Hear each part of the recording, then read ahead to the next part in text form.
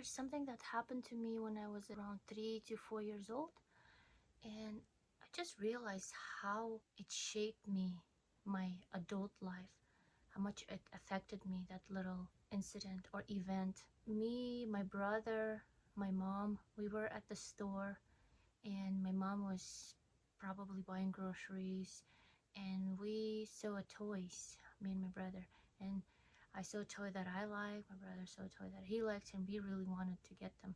So we did everything in our power, what all little children do. We started asking for the toy, to buy the toy from our mom.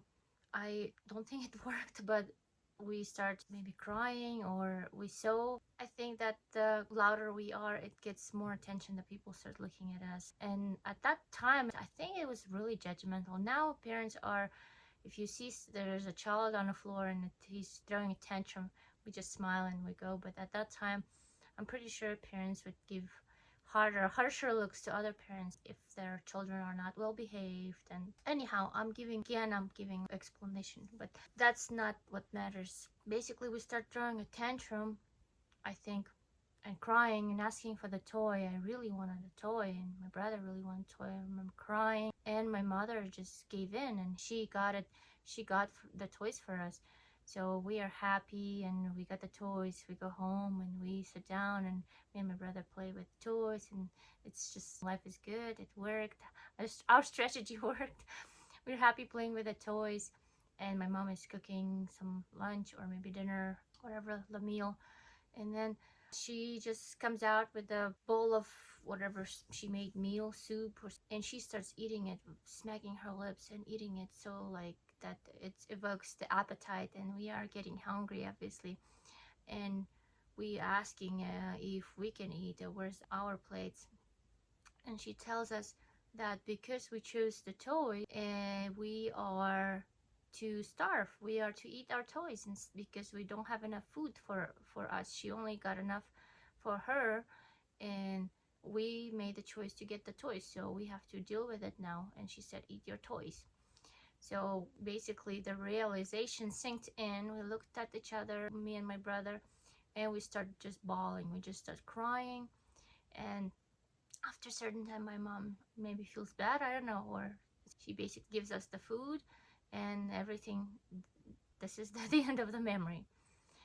So the main thing is that for me, when she told us that this is the choice that you guys made, that for the toys, there was no way for us to know that she's going to give us food later or not, if she's gonna back down from her words or not. This was the only truth that we had. My mom saying something that we're gonna starve, and that she's not sharing her food, she's not giving us any food, that we made a choice, and that we have to deal with that basically affect. From the happy state, it went to the really a desperation state, because I really thought that I'm going to die, that I'm going to starve.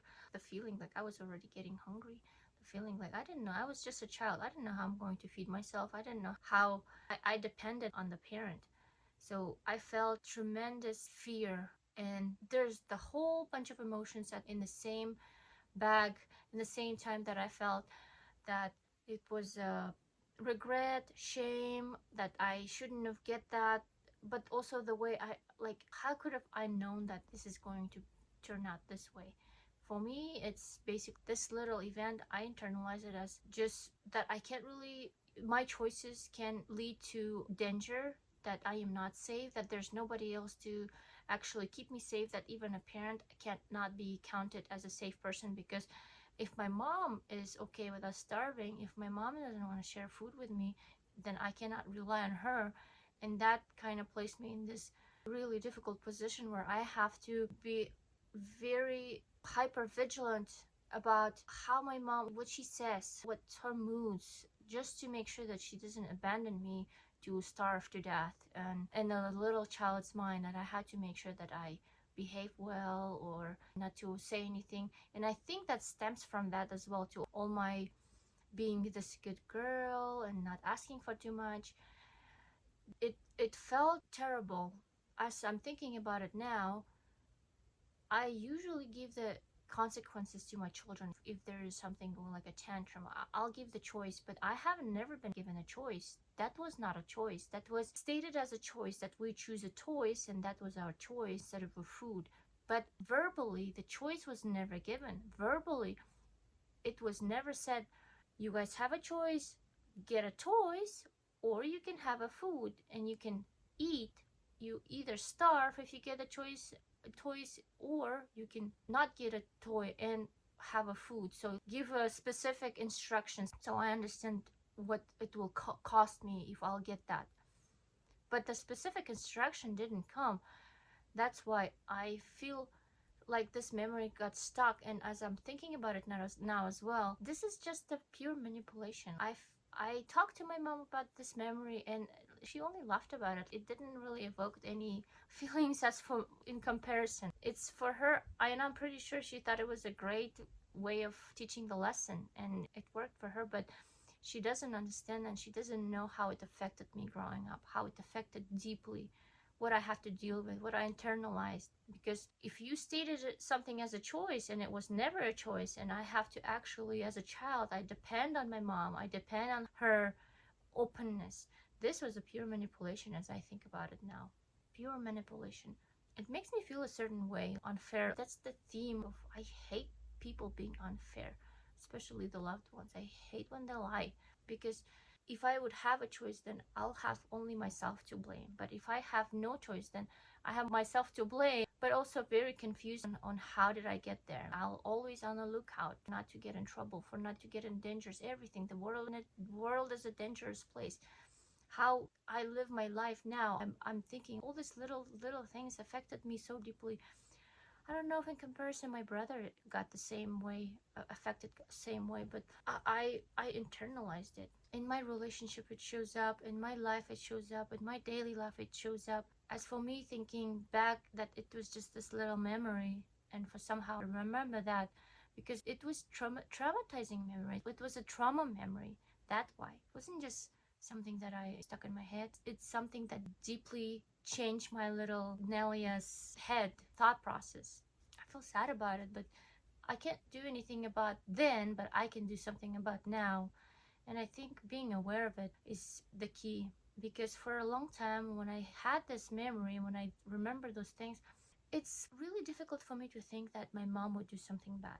It's really difficult for me to think that my little people that I love, that they can be manipulative, that they can do something for their own good or hurt me on purpose. For example, this is something that it's really painful. It's really painful, and I have to deal with that first so I can understand what happened. Because nobody's perfect, I understand that, but always just being on lookout for other people and just making sure that I don't uncover like this, it doesn't really help me. It's not helping me. So now, as I know why this memory was sitting for so long in my head, that I finally know that in my adult life this shows up as me feeling unsafe, me feeling like if I'm having a very hard time to make any choices or decisions. I always feel like if I'll decide something, I like indecisiveness sometimes. If I make a decision, then it's gonna turn out bad, and there's gonna be some unsafe reaction, or there's gonna be danger or abandonment, and all these things are come out, and I clearly now, and I understand how our childhood affects us in a way that we don't even realize sometimes we might think, oh, this is just a little thing, which probably it is for my mom. But for me, then why do I remember it? Why do I have it for so long? Why do I feel it in my core? So I need to let that emotion of desperation, let that go. I need to work on that. So this is my next step, to talk to that little Nelly and say that I got you. You can make decisions. You stay with me. Like, I'm not gonna let anybody to manipulate you or to trick you into making a choice and then make you pay for it. So I'm not going to let that happen to you anymore.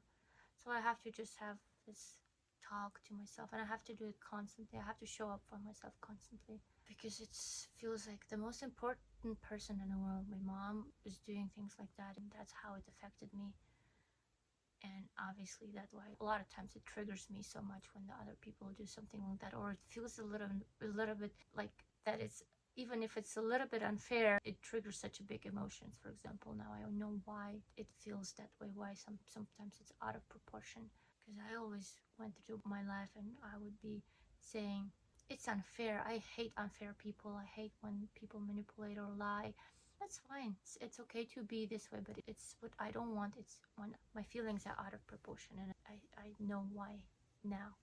So this is my next plan, to show up for myself, to talk about this memory in therapy. That helps me as well, to talk it out loud here and share with you guys, because I feel like it's important. Sometimes I do get scared of sharing that such a personal details as well. I tend to overthink a lot, that oh, this, I'm gonna have to pay for this later. I'll tell this kind of thoughts shows up, and I'm thinking, oh my gosh, why do I have to sabotage myself over and over? If I'm doing something and I like it, actually it gives me courage to speak up. It gives me courage to work on my things. And this self-critic shows up, inner critic, and tells me to don't do this. You're gonna regret this. Something bad is going to happen. And now I know exactly why it's saying this, because that things happen in my childhood. And I don't know if it was only one instant, or there's many instances that I might forgotten. But that's the main thing.